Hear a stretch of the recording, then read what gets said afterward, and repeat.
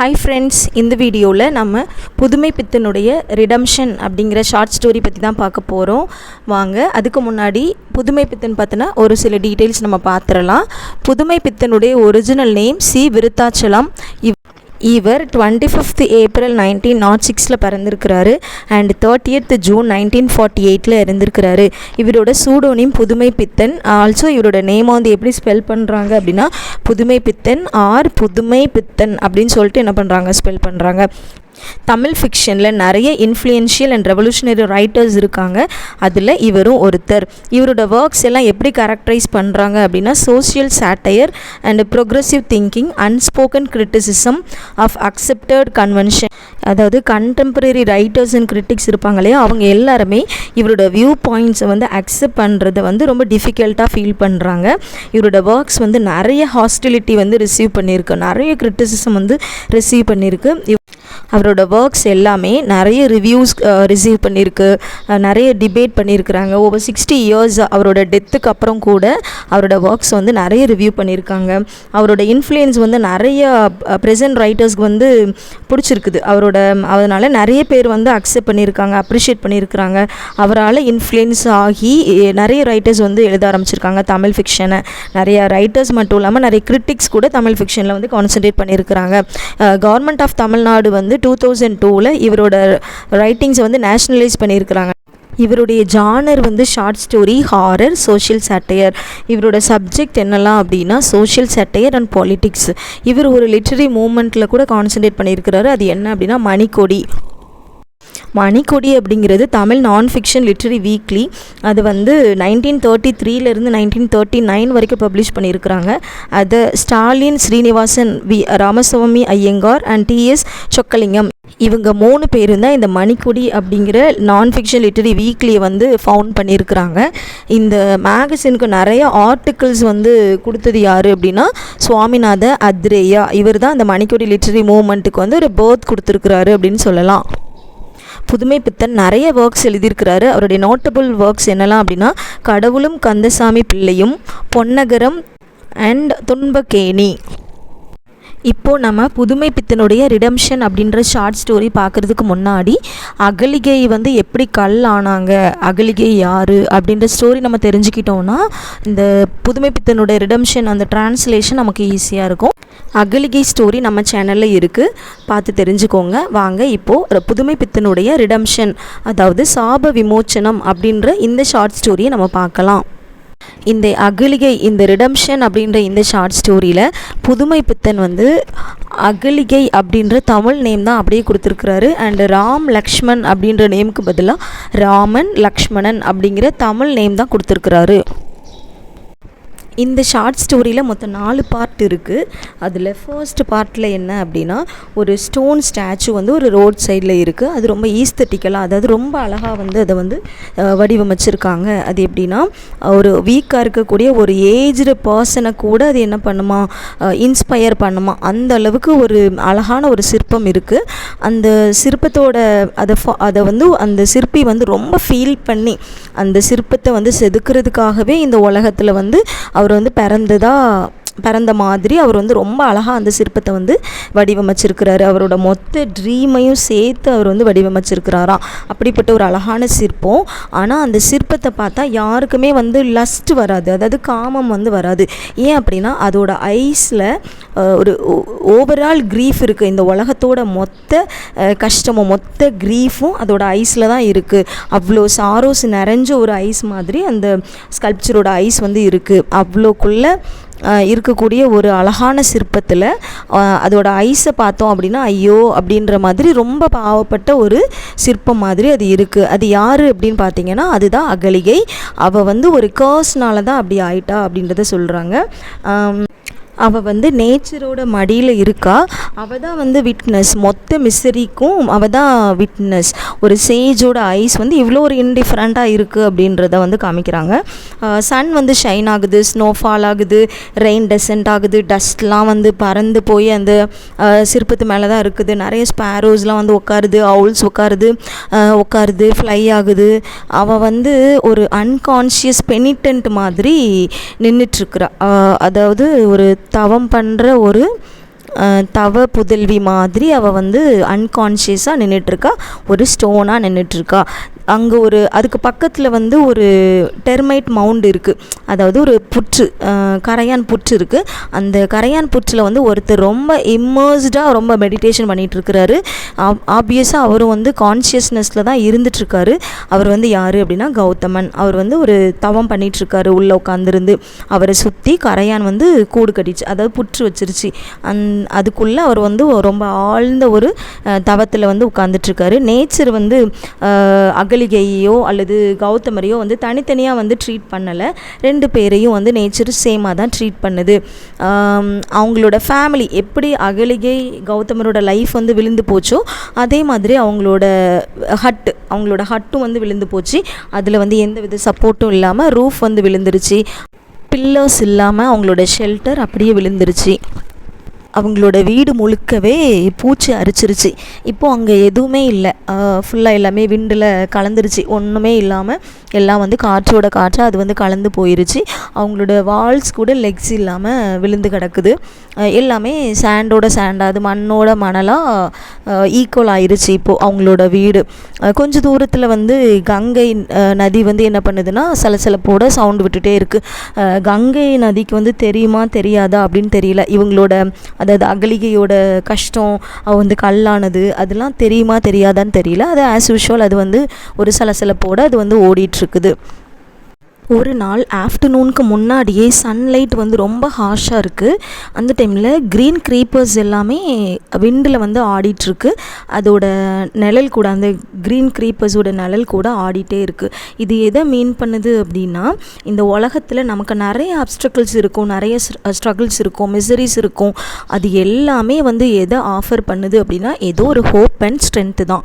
So இந்த அப்ஸ்ட்ரக்கிள்ஸ், இந்த miseries எல்லாத்தையும் நம்மளால் ஈஸியாக கடந்து வர முடியும் அப்படின்ற ஒரு நம்பிக்கை தான் தெரியல. அது ஆஸ் யூஷுவல் அது வந்து ஒரு சலசலப்போடு அது வந்து ஓடிட்டுருக்குது. ஒரு நாள் ஆஃப்டர்நூனுக்கு முன்னாடியே சன்லைட் வந்து ரொம்ப ஹார்ஷாக இருக்குது. அந்த டைமில் க்ரீன் க்ரீப்பர்ஸ் எல்லாமே விண்டில் வந்து ஆடிட்டுருக்கு. அதோட நிழல் கூட, அந்த க்ரீன் க்ரீப்பர்ஸோட நிழல் கூட ஆடிட்டே இருக்குது. இது எதை மீன் பண்ணுது அப்படின்னா, இந்த உலகத்தில் நமக்கு நிறைய அப்ஸ்ட்ரக்கிள்ஸ் இருக்கும், நிறைய ஸ்ட்ரகிள்ஸ் இருக்கும், மிசரிஸ் இருக்கும். அது எல்லாமே வந்து எதை ஆஃபர் பண்ணுது அப்படின்னா ஏதோ ஒரு ஹோப் அண்ட் ஸ்ட்ரென்த்து தான்.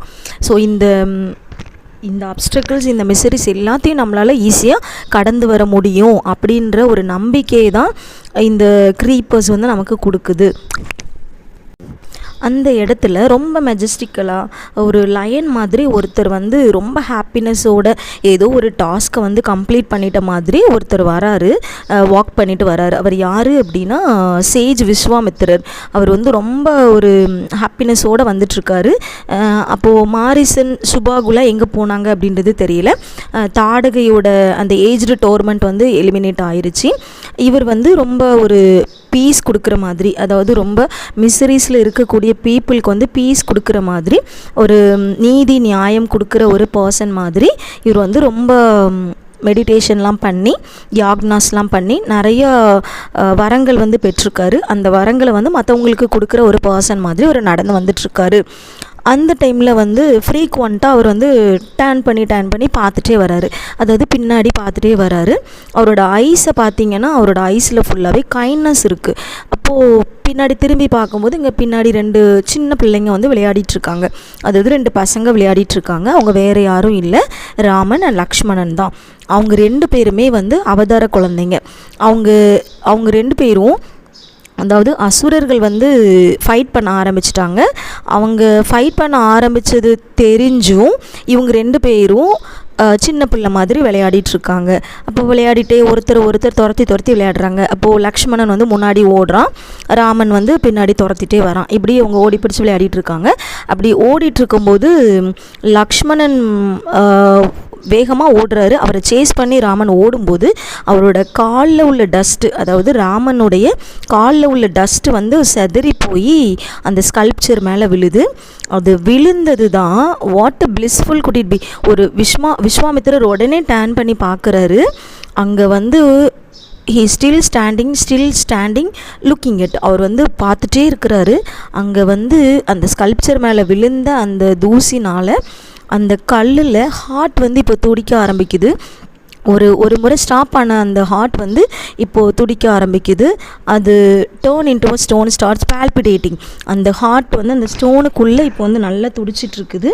அதோட பிளட் ஒரு முறை அந்த பிளட் வந்து கிளாட் ஆயிடுச்சு இல்லையா, அந்த பிளட் வந்து இப்போது வந்து ஃப்ளோ ஆக ஆரம்பிச்சிருச்சு.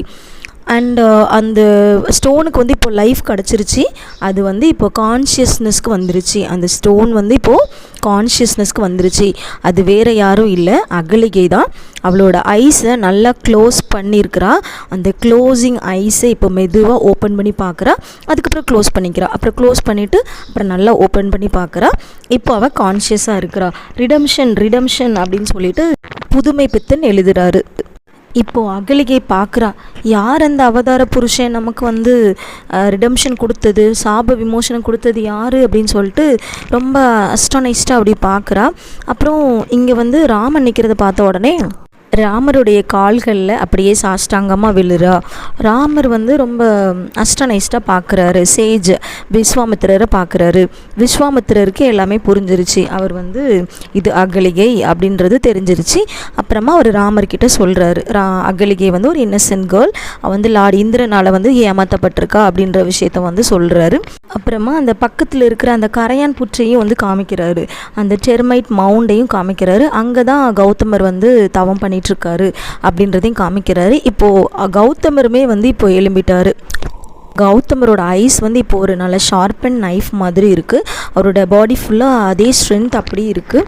அவர் வந்து ரொம்ப மெஜஸ்டிக்கலாக அப்படி நடந்து வந்துட்டுருக்காரு. அவர் வந்ததுக்கப்புறமா அவர்கிட்ட வந்து ராமரும் விஸ்வாமித்திரரும் அகலிகையை சேர்த்துக்க சொல்லி பேசுகிறாங்க.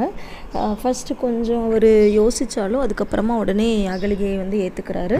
ஸோ போய் சந்தோஷமாக வாழுங்க அப்படின்னு சொல்லிட்டு வழி அனுப்பி வைக்கிறாங்க. ரெண்டு சேஜஸையும் நம்ம கம்பேர் பண்ணி பார்த்தோன்னா விஸ்வாமித்திரர் வந்து ஒரு கம்பேஷன் உள்ள ஒரு பர்சன், அதே டைமில் கௌதமர் வந்து நாலேஜபிள் பர்சன், அதாவது கரேஜியஸ் அண்ட் நாலேஜபிள் பர்சன். விஸ்வாமித்திரர் ரொம்ப சாஃப்டாக தான் சொல்கிறாரு. அதாவது அவள் வந்து உனக்கு ஒரு ஆப்டான ஒரு பர்சன், அவள் வந்து எந்த சின்னும் வந்து கமிட் பண்ணலை, அவளோட ஹார்ட்லேருந்து எந்த சின்னுமே அவள் கமிட் பண்ணலை, ஸோ அதனால் நீ அவளை ஏற்றுக்கோ அப்படின்னு சொல்லிட்டு விஸ்வாமித்திரர் சொல்கிறாரு. கௌதமர் இப்போது எந்த ஆர்கியூமெண்ட்டுமே வைக்கலை. ஏன்னா கௌதமர் அண்டர்ஸ்டாண்ட் பண்ணிக்கிட்டாரு. அவர் வந்து நம்ம தப்பு பண்ணிட்டோம், நம்ம ஒய்ஃப்க்கு வந்து தவறாக நம்ம சாபம் கொடுத்துட்டோம் அப்படின்னு சொல்லிட்டு அவர் வந்து தவம் பண்ணிகிட்டு இருக்கும்போதே அவர் அண்டர்ஸ்டாண்ட் பண்ணிக்கிட்டாரு. ஸோ அதனால் அவர் வந்து அந்த ஸ்டோன் கிட்ட, அதாவது அகலிகையை விட்டுட்டு அவர் எங்கேயுமே போகலை, அதே பிளேஸில் தான் அவரும் இருந்தார். இப்போது அவர் அகலிகையை ஏற்றுக்கிறாரு. அவங்களோட அந்த சாட்டையடி மாதிரி இருந்த அவங்களோட வாழ்க்கை வந்து இப்போது வேறு மாதிரி ஆகுது. அப்போது அவங்க சொல்கிறாங்க, இப்போது நம்ம ஈவினிங்குள்ளே மிதிலைக்கு போக வேண்டாமா அப்படின்னு சொல்கிறாங்க. அவங்க ரெண்டு பேரோட அந்த மேரேஜ் ரிலேஷன்ஷிப் வந்து இப்போது கண்டினியூ ஆகுது. ரெண்டு பேரும் வந்து கை கோத்துட்டு நடக்க ஆரம்பிக்கிறாங்க. ஆனால் ரெண்டு பேருமே நார்மலாக பேசிக்கலை. கௌதமனும் அகலிகை கிட்ட நார்மலாக பேசிக்கலை, அகலிகையும் நார்மலாக பேசிக்கலை. ஏன்னா கௌதமன் வந்து அவரை வந்து ஹோர் அப்படின்னு சொல்லி ரொம்ப திட்டாரு. அதாவது தமிழில் வந்து விபச்சாரி அப்படின்னு சொல்லிட்டு ரொம்ப திட்டாரு. இப்போ அவர் என்ன நினைக்கிறார் அப்படின்னா, அவளை அந்த வார்த்தை மூலமாக பர்ன் பண்ணது மட்டும் இல்லாமல் நம்மளோட நாவையும் நம்ம பர்ன் பண்ணிட்டோம் அப்படின்னு நினைக்கிறாரு. அதனால அவரால் வந்து எதுவும் பேச முடியலை. அப்போது அவர் வந்து என்ன பேச அப்படின்னு நினச்சிட்டு உனக்கு ஏதாவது வேணுமா அப்படின்னு கேட்குறாரு. உடனே அகலிகை சொல்கிறாங்க, நான் ரொம்ப பசியாக இருக்கிறேன் அப்படின்னு சொல்லிட்டு ஒரு குழந்த மாதிரி சொல்கிறாங்க. உடனே கௌதமன் வந்து பக்கத்தில் இருக்கிற ஒரு தோட்டத்தில் போயிட்டு நிறைய ஃப்ரூட்ஸ்லாம் கலெக்ட் பண்ணிட்டு வந்து கொடுக்குறாரு. அவங்களும் அதை வந்து சந்தோஷமாக சாப்பிட்றாங்க. ஆனால் அதை கொடுக்கும்போது கூட அவங்களோட ஃபிங்கர்ஸ் வந்து கையில் படாத மாதிரி தான் கொடுக்குறாங்க. அந்த டைமில் வந்து கௌதமன் என்ன நினைக்கிறாரு அப்படின்னா, நான் வந்து அகலிகைக்கு ஏற்ற கணவன் தானா அப்படின்னு நினைக்கிறாங்க.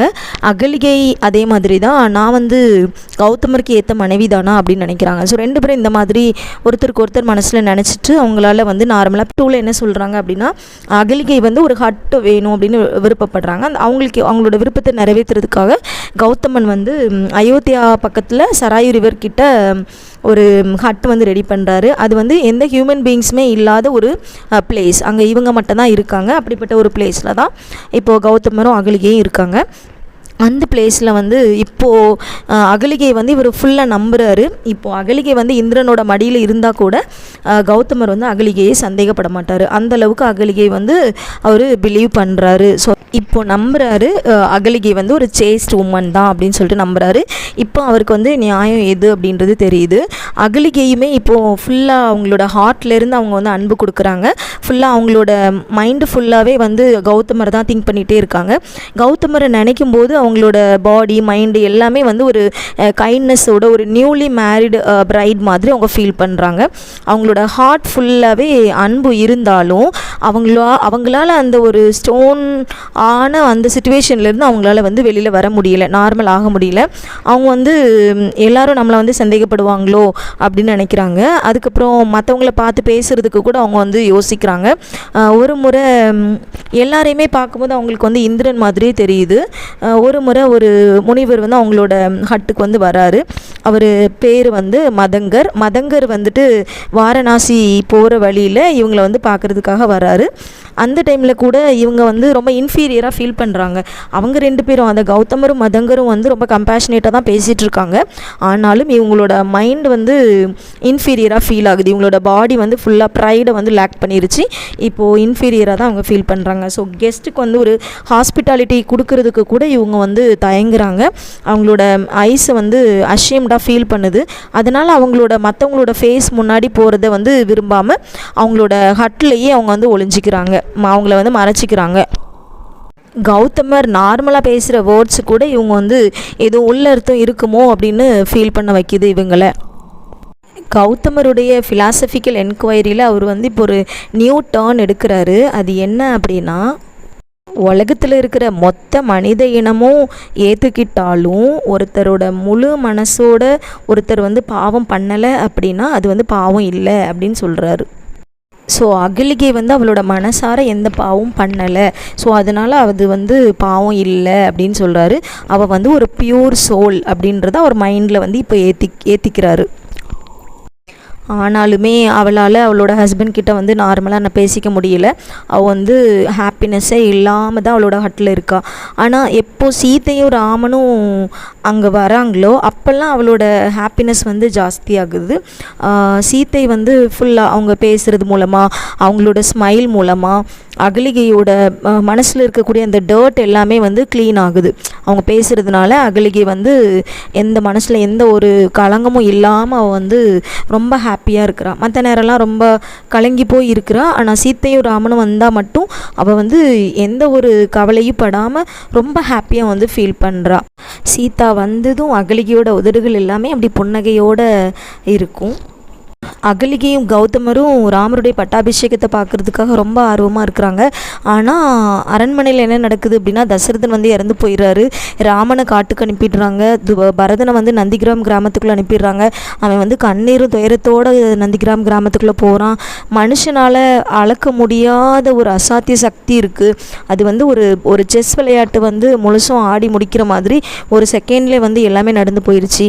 வசிஷ்டர் வந்து மனித நேயத்துக்கு அடையாளமாக வந்து ஒரு சாம்ராஜ்யத்தை வந்து ஸ்தாபிப்பதற்காக தான் அவரோட சூப்பர்விஷனுக்கு கீழே வந்து எல்லாத்தையும் ரொம்ப கவனமாக பார்த்துட்டு இருந்தார். ஆனால் நந்தி கிராமத்தில் இப்போ ஒரு எரியிற விளக்கு வந்து இப்போது செதஞ்சு போய் ஒரு மங்கலான ஒரு வெளிச்சத்துக்கு மாறிடுச்சு. அந்த மாதிரி இருக்குது. இப்போது சராயு நதிக்கரையில் ஒரு குடிசை இருந்துச்சு இல்லையா, அது மறுபடியும் தரமட்டமாயிருச்சின்னு சொல்லலாம். இப்போது கௌதமனோட நீதி விசாரிப்பு எல்லாமே வந்து பறந்து பேய் காற்றுல சூறையாடப்பட்ட மாதிரி இருக்குது. அவரோட நம்பிக்கை வந்து காஞ்சு போயிருச்சு. மனசு வந்து இப்போ வெறுமையாக இருக்குது. அகலிகைக்கா அவளோட துக்கத்தை வந்து அளந்தால் அதை வந்து வார்த்தையில் அளக்க முடியாது. அவளால் எதையுமே புரிஞ்சு கொள்ள முடியல. அவள் வந்து ரொம்ப பலவீனமாகவும் ரொம்ப சோர்வாக மாறிட்டா. ராமன் காட்டுக்கு போயிட்டான், அவனுடைய தம்பியும் அவன் கூட போயிட்டான், சீதையும் போயிட்டா. கல்லாக இருந்தபோது இருந்த அதே இருள் வந்து இப்போ அவளோட இருதயத்தை வந்து மீண்டும் ஆக்கிரமிச்சிருச்சு. இப்போ அகலிகை வந்து மறுபடியும் கல்லாக இருக்கிற மாதிரியே உணர்றா. அவளால் எதையுமே தாங்கிக்க முடியலை. விடிய காலையில் வந்து மந்திரத்தெல்லாம் உச்சரிச்சுட்டே இருக்கிற டைமில் கௌதமன் வந்து ஆற்றுல வந்து குளிச்சுட்டு குடிசைக்குள்ளே வராரு. அகலிகை வந்து கால் கழுவுறதுக்காக பாத்திரத்தெல்லாம் எடுத்துகிட்டு தண்ணியை கொண்டு கொடுக்குறாங்க. அவங்க வந்து சொல்கிறாங்க, இனிமேல் என்னால் இந்த இடத்துல இருக்க முடியாது, நம்ம வந்து மிதிலைக்கு போயிடலாம் அப்படின்னு சொல்கிறாங்க. சரி புறப்படு நம்ம போகலாம், சதானந்தனே நம்ம பார்த்து ரொம்ப நாள் ஆயிடுச்சு அப்படின்னு சொல்கிறாரு. அதுக்கப்புறமா 2 பேரும் நடந்து போயிட்டுருக்காங்க. போயிட்டுருக்கும்போது திடீர்னு கௌதமன் வந்து நிற்கிறாரு. நின்றுட்டு அகலிகையோட கையை பிடிச்சிட்டு பயப்படாத அப்படின்னு சொல்லிட்டு 2 பேரும் மிதிலை நோக்கி நடந்து போகிறாங்க. அடுத்தது பார்ட் 3ல என்ன சொல்கிறாரு அப்படின்னா, இப்போது விடிஞ்சிருச்சு. 2 பேரும் ரிவர் கங்காவை நோக்கி நடந்து போயிட்டுருக்காங்க. அங்கே ஒருத்தர் வந்து கங்கை ஆற்றுல நின்று காயத்ரி மந்திரத்தை வந்து ரொம்ப சவுண்டாக உச்சரிச்சிட்ருக்காங்க. அந்த சங்கீதம் முடிகிற வரைக்கும் 2 பேரும் வந்து கரையிலே காத்திருக்காங்க. அப்புறமா கௌதமன் வந்து சதானந்தா அப்படின்னு கூப்பிடுறாரு. உடனே அவர் வந்து ஓ அப்பா அம்மா அப்படின்னு சொல்லிட்டு ஓடி வந்து அவங்க 2 பேரையும் வந்து அப்படி கட்டி பிடிச்சி சாஷ்டாங்கமாக வந்து அவங்க முன்னாடி வந்து விழுறாரு. சதானந்தனை இப்போது அகலிகை வந்து கட்டி பிடிச்சிக்கிறாங்க. அவங்க வந்து குழந்தையில் இருந்த மாதிரி இப்போ இல்லை. இப்போ அவர் வந்து நல்லா வளர்ந்துட்டார். மீசை தாடிலாம் வச்சு ஒரு முனிவரை மாதிரி இருக்கிறாரு. கௌதமனுக்கும் அவரோட மகனோட அந்த தெய்வீக குணம் வந்து ஒரு ஆறுதலை கொடுக்குது.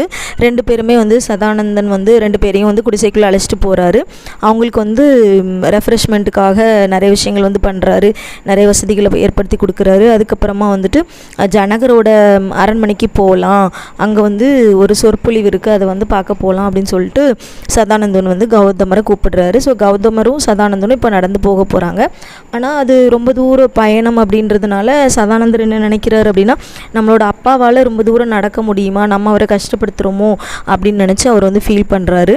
ஆனால் கௌதமர் வந்து எந்த விதமான ஒரு வருத்தமும் இல்லை. பையன் கூட நடந்து போகிறத வந்து அவர் வந்து ரொம்ப சந்தோஷமாக தான் போகிறாரு. மிதிலைக்குள்ளே நடந்து போகும்போது கௌதமர் ஒரு விஷயத்தை நோட் பண்ணுறாரு. அது என்ன அப்படின்னா, அயோத்தியில் இருக்கிற மாதிரி அதே மாதிரி டிப்ரெஷனும் மனசோர்வும் அங்கே இருக்கிற கவலையும் அதே மாதிரி தான் இங்கேயும் இருக்குது அப்படின்றத மட்டும் இவர் உணர்றாரு. மக்கள் அங்கேயும் இங்கேயும் நடந்தாங்க. அவங்களோட டெய்லி வேலைகளை அவங்க வந்து பார்த்துட்ருக்காங்க.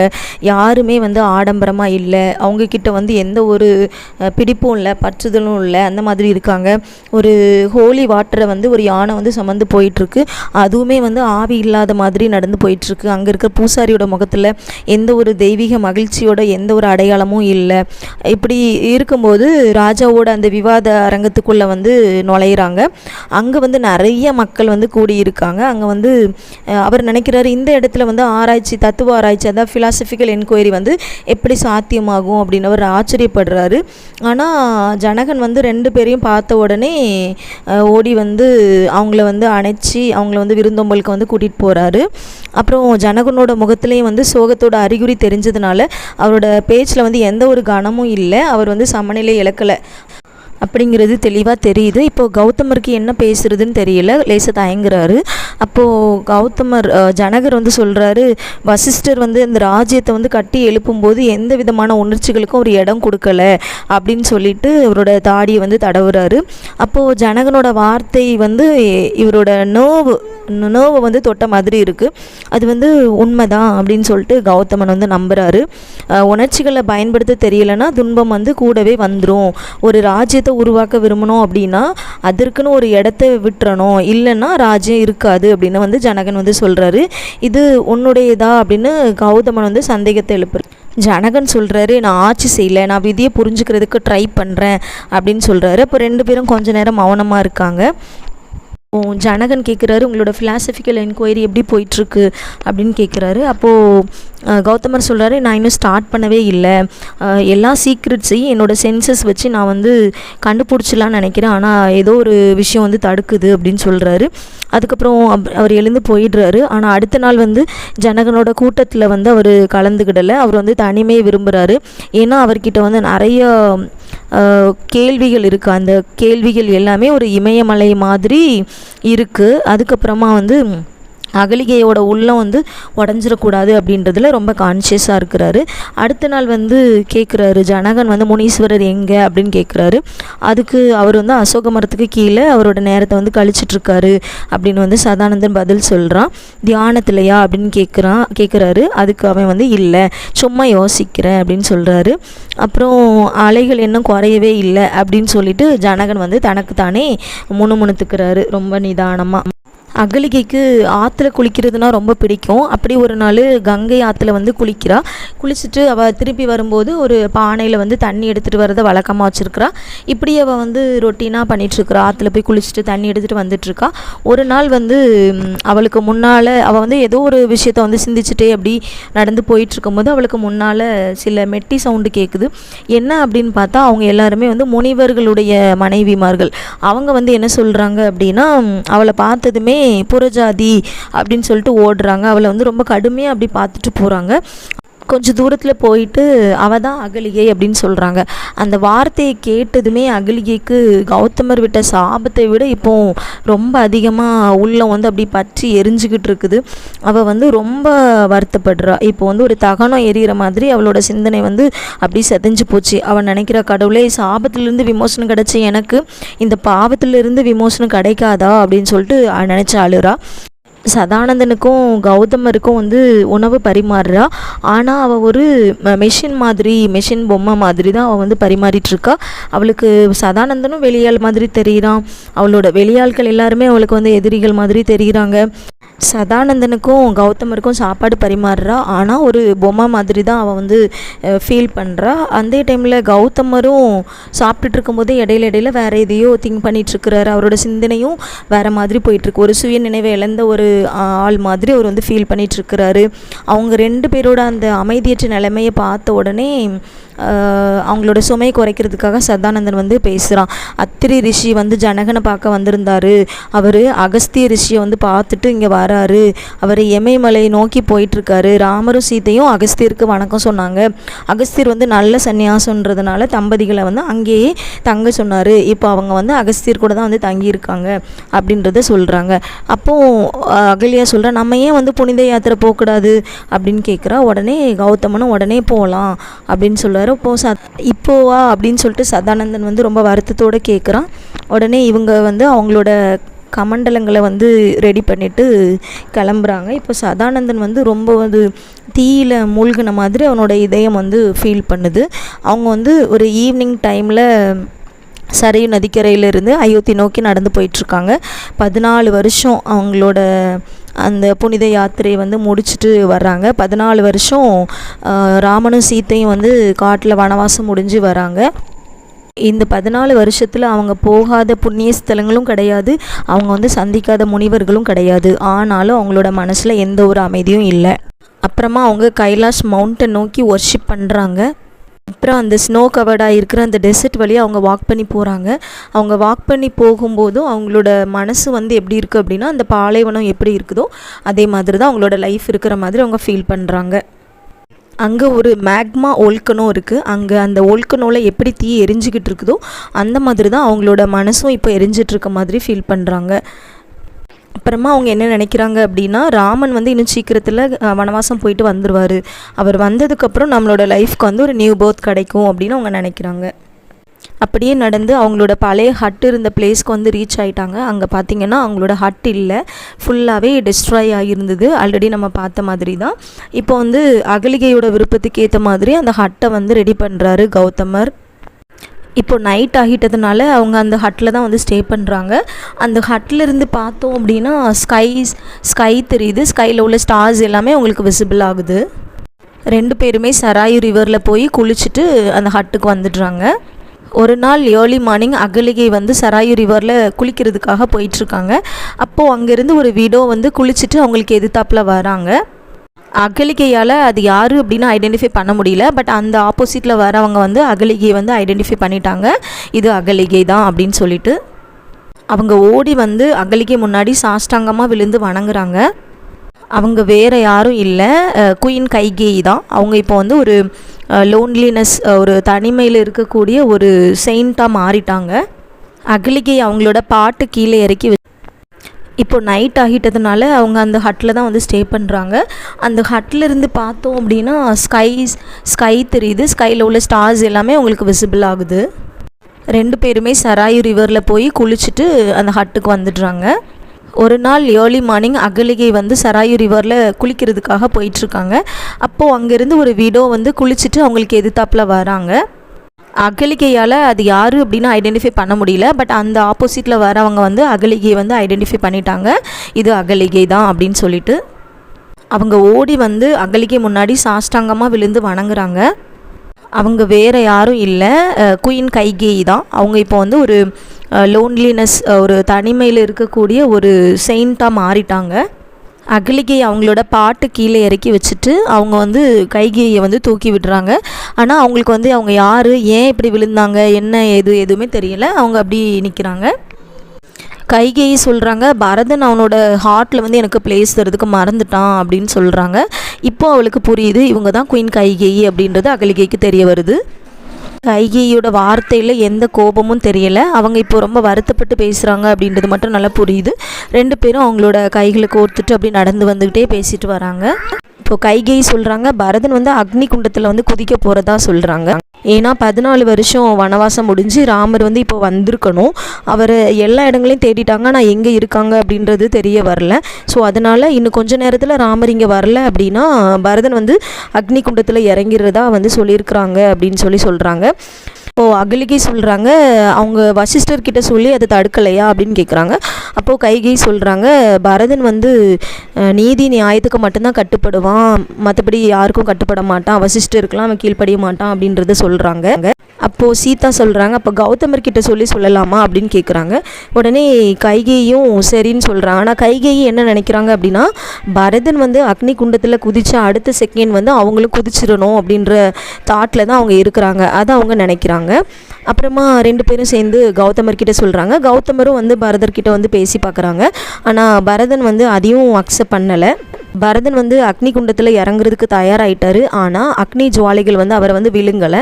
ஏன் அப்படின்னா அக்னி தேவனுக்கு வந்து பரதனை வந்து விழுங்குறதுல வந்து எந்த விருப்பமும் இல்லை. அக்னி வந்து அணைஞ்சு போச்சு. ஏன் அப்படின்னா அங்கே வந்து ஹனுமன் வந்துட்டார். ஸோ அதனால் அக்னி வந்து அணைஞ்சு போச்சு. இப்போது கௌதமர் நம்ம வந்த வேலை முடிஞ்சிச்சு, நமக்கு இங்கே நம்மளால் எந்த வேலையும் இல்லை அப்படின்னு சொல்லிட்டு அகலிகையை வந்து கூட்டிகிட்டு கிளம்புறாரு. அவங்களோட ஹட்டுக்கு போனதும் அங்கே சீத்தையும் ராமரும் வராங்க. 2 பேரும் வந்தோடனே உங்களுக்கு ரொம்ப ஹாப்பியாக இருக்குது. அப்போது கௌதமர் வந்து ராமரை கூட்டிகிட்டு சுற்றி பார்க்குறதுக்காக போயிடுறாரு. அகலிகை வந்து சீத்தையை வந்து ஹட்டுக்குள்ளே கூட்டிகிட்டு போகிறாங்க. அங்கே போனதும் சீத்தை வந்து அவங்களுக்கு நடந்த எல்லா இன்சிடெண்ட்டும் சொல்கிறாங்க. எப்படி ராவணன் வந்து கடத்திட்டு போனார், அவங்கக்கிட்ட இருந்து ராமர் வந்து எப்படி சீத்தையை மீட்டாங்க, அப்புறம் சீத்தை வந்து அக்னியில் குதிச்சது, அப்படி எல்லாத்தையுமே சொல்கிறாங்க. அக்னியில் குதிச்சதை சொன்னதுமே அகலிகைக்கு வந்து ரொம்ப கோபம் வந்துருச்சு. நீ ஏன் அக்னியில் குதிச்ச அப்படின்னு சொல்லிட்டு ரொம்ப கோபமாக கேட்குறாங்க. அவர் கேட்டார், நான் குதித்தேன் அப்படின்னு சொல்லிட்டு சீத்தை சொல்கிறாங்க. அவர் கேட்டாரா, அவன் கேட்டானா அப்படின்னு சொல்லிட்டு அகலிகை வந்து ஒரு கண்ணகியாக மாறிட்டாங்க. ரொம்ப கோபமாக அப்படி கேட்குறாங்க. ஆமாம் அவர் கேட்டார், நான் என்னை நிரூபிக்கணும்ல மக்களுக்கு அப்படின்னு சொல்லிட்டு சீத்தை சொல்கிறாங்க. இப்போ அகலிகைக்கு வந்து ரொம்ப கோபம் வந்துருச்சு. ராமருக்கு ஒரு நியாயம், அகலிகைக்கு ஒரு நியாயமா அப்படின்னு சொல்லிட்டு ரொம்ப கோபம் வந்துருச்சு. ஏன் அப்படின்னா இந்திரனால் கெடுக்கப்பட்டு கௌதமரால் சந்தேகப்படப்பட்டு கல்லா மாறின அகலிகையை சாப விமோசனம் கொடுத்தது ராமர். அப்படிப்பட்ட ராமர் ஏன் தன்னோட மனைவி சீத்தையை ஏன் சந்தேகப்பட்டு தீயில குதிக்க வைக்கணும் அப்படின்னு சொல்லிட்டு ராமர் மேலே ரொம்ப கோவம் வருது. அப்படி பேசிகிட்டு இருக்கும்போது ராமர் வந்துடுறாரு. வந்ததும் சீத்தை வந்து இவங்களுக்கு வந்து நான் போயிட்டு வரேன்னு சொல்லிட்டு கிளம்பி போகிறாங்க. வெளியில் போகும்போது அகலிகை வந்து ராமரை பார்க்குறதுக்காக வெளியில் வரல. அதனால ராமர் வந்து கெஸ் பண்ணிட்டாரு ஏதோ நடந்திருக்கு அப்படின்றது அவருக்கு தெரியுது. அதனால தான் அகலிகை வந்து கோவமாக இருக்காங்க, வரல நம்மளை பார்க்குறதுக்கு அப்படின்ட்டு அவர் வந்து நினைக்கிறாரு. அதுக்கப்புறமா சீத்தையும் ராமரும் அவங்களோட சேரியட்டில் வந்து கிளம்பிடுறாங்க. அதுக்கப்புறம் கௌதமர் என்ன நினைக்கிறாரு அப்படின்னா, இந்த சிச்சுவேஷன் வந்து ரொம்ப ஒரு மாதிரி போயிட்டுருக்கு. அகலிகை வந்து சாப விமோசனம் அடைஞ்சதுக்கப்புறம் அவங்களோட லைஃப்பில் வந்து ஒரு ஹாப்பினஸ்ஸே இல்லை. இதை எப்படி வந்து சரி பண்ணலாம் அப்படின்னு சொல்லிட்டு யோசிச்சுட்டு, நம்ம ஏன் வந்து ஒரு குழந்தை பெற்றுக்கக்கூடாது, நம்ம ஒரு குழந்தை பெற்றுக்கிட்டோன்னா அந்த குழந்தையோட பிஞ்சு கைகளையும் கால்களையும் தொடும்போது அந்த பழைய நினைவுகள் எல்லாமே மறந்து போயிடும், புது லைஃப் வந்து கிடைக்கும் அப்படின்னு சொல்லிட்டு ரொம்ப ஹாப்பியாக அகலிகையும் மாறிடுவா அப்படின்னு நினைக்கிறாரு. அப்படி நினச்சிட்டே அவர் வந்து உள்ளே போகிறாரு. அங்கே அகலிகை வந்து அன்கான்ஷியஸாக அப்படி உட்காந்துருக்காங்க. இவர் வந்து போயிட்டு அகலிகை வந்து தொடுறாரு. தொட்டதும் அகலிகை வந்து கல்லா மாறி அவரோட கையில் இருக்காங்க. இப்போது கௌதமருக்கு வந்து புரியுது, ராமர் வந்து சீத்தை வந்து சந்தேகப்பட்டு தீயில குதிக்க சொன்னதுனால அகலிகை வந்து மனசன் வந்து கல்லா மாறிட்டாலோ, நம்ம வந்து ஒரு மனுஷியாக உயிரோட வாழ்கிறதை விட கல்லாக மாறுறதே மேல் அப்படின்னு சொல்லிட்டு ராமரோட கையினால் நம்ம வந்து சாப விமோசனம் பெறணுமா அப்படின்னு சொல்லிட்டு தான் அவள் வந்து கல்லாக மாறிட்டா. ஸோ அதனால் இவர் வந்து வருத்தத்தோடு அந்த கல்லை தூக்கிக்கிட்டு நடந்து போகிறாரு. கைலாய மலையை நோக்கி நடந்து போயிட்டுருக்காரு. இவர் ஒரு செயின்ட்டாக மாறிட்டார், ஒரு புனிதராக மாறிட்டார் கௌதமர் இப்போது கைலாய மலையை நோக்கி நடந்து போயிட்டுருக்காரு. ஸோ இதுதான் வந்து புதுமை பித்தனோட டிரான்ஸ்லேஷன் ரிடம்ஷன். கம்பராமாயணம் ஸ்டோரியை ரீட் பண்ணவங்களுக்கு புதுமை பித்தனோட டிரான்ஸ்லேஷன் டிஃப்ரெண்ட்டாக இருக்கும். இந்த ஸ்டோரி உங்களுக்கு பிடிச்சிருந்ததுன்னா நம்ம சேனலை லைக் பண்ணுங்கள், கமெண்ட் பண்ணுங்கள், ஷேர் பண்ணுங்கள் அண்ட் மறக்காமல் சப்ஸ்கிரைப் பண்ணிவிடுங்க. தேங்க்யூ ஃபார் வாட்சிங்.